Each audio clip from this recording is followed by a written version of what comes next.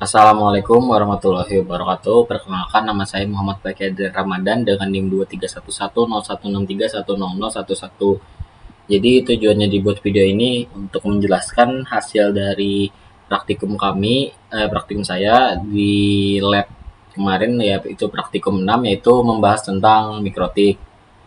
Nah, karena keterbatasan alat itu, jadi kemarin kami di lab itu satu alat itu dibagi berkelompok sekitar 7 sampai 8 orang.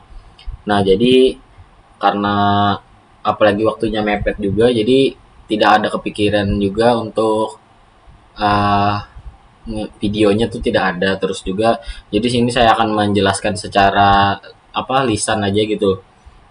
Mungkin juga dari memori saya dan juga hasil laprak saya gitu menjelaskannya. Nah, jadi uh, mungkin dari pengertian dulu nih, karena kita lagi bahas mikrotik nih. Nah, mikrotik itu adalah sebuah perusahaan yang bergerak di bidang produksi perangkat keras dan lunak yang berhubungan dengan sistem jaringan komputer. Nah, dan mikrotik router OS adalah sistem operasi dan perangkat lunak yang dapat digunakan untuk menjadikan komputer untuk router network yang handal, mencakup berbagai fitur yang dibuat untuk IP network dan jaringan wireless. Nah, itu mungkin pengertian secara singkatnya ya mungkin. Jadi setelah itu mungkin langsung aja kita nih ke tahap ke prosedur praktikumnya.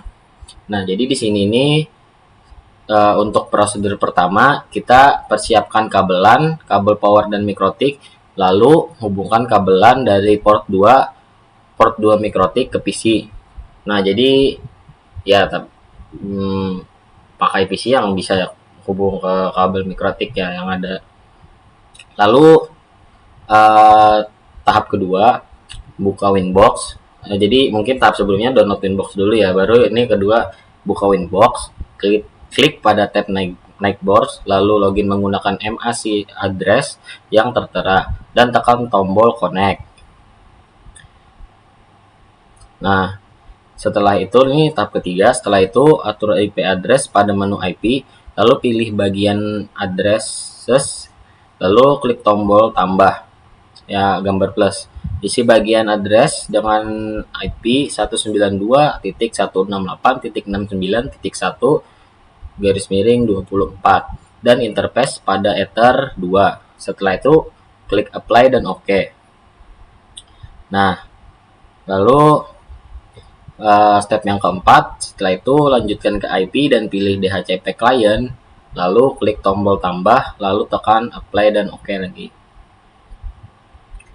Lalu untuk tahap kelima, pindah ke menu IP, lalu ke bagian DHCP server, ganti pengaturan interface menjadi Ether 2 dan atur last time menjadi 10 jam. Nah, kenapa di sini saya tulis 10 jam? Sebenarnya ini bisa disetting berapapun yang mau ya, cuman karena kemarin kami settingnya itu 10 jam dan disarankan oleh uh, kakak-kakaknya, abang-abang asdosnya lama aja 10 jam kemarin disarankan. Jadi kami kemarin itu seingat saya menggunakan flash time 10 jam. Jadi saya taruh di laprak itu 10 jam. Nah, lalu untuk tahap ke-6 ke menu IP dan pilih opsi DNS. Di halaman DNS setting, masukkan IP 8888 pada bagian server. Lalu centang allow remote request. Terakhir, klik tombol apply dan OK. Lalu, untuk yang ketujuh, buka menu firewall dan pilih tab NAT. Nah, klik tambah untuk menambahkan aturan firewall, lalu pilih pada general pada change ubah screen dan out. Interface ubah Ether 1, lanjut pilih opsi masquerade pada bagian action.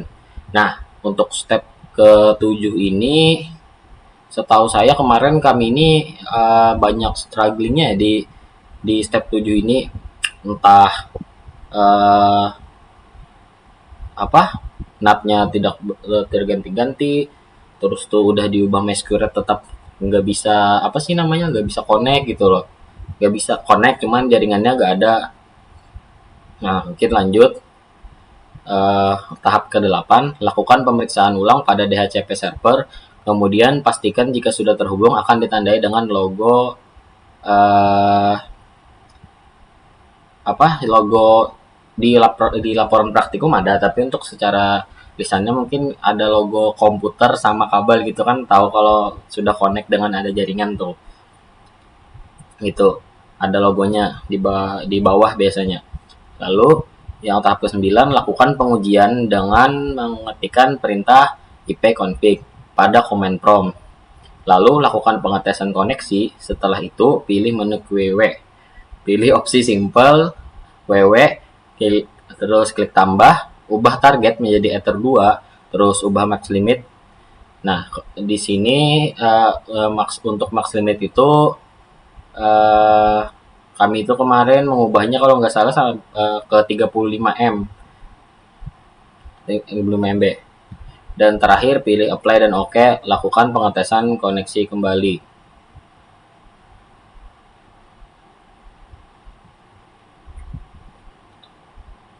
Nah, sebelum max limit itu kan dia tuh nggak tergantung jaringannya sih, berapa gitu pas ngeping itu. Nah, tapi setelah kita setting nih max limitnya, misal kita tadi setting max limit di 35. Nah, jadi mentok banget itu di 35, tapi biasanya 35 ke bawah sih, jarang dapat kena 35-nya gitu. Batasnya di 35. Nah, setelah ping, ketika sesuai dengan max limit yang kita tentukan, jika berhasil, berarti berhasil.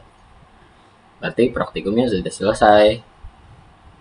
Nah, lagi-lagi sama seperti praktikum sebelumnya, di sini saya merasakan kayak keterbatasan alat ini menjadi masalah utama juga bagi praktikan, karena balik lagi kemarin itu kan tidak semuanya merasakan praktik secara langsung, hanya diwakili satu orang, meskipun kami juga melihatnya dengan seksama gitu, mencoba memahami, tapi pasti feelnya beda ketika kita melakukannya sendiri.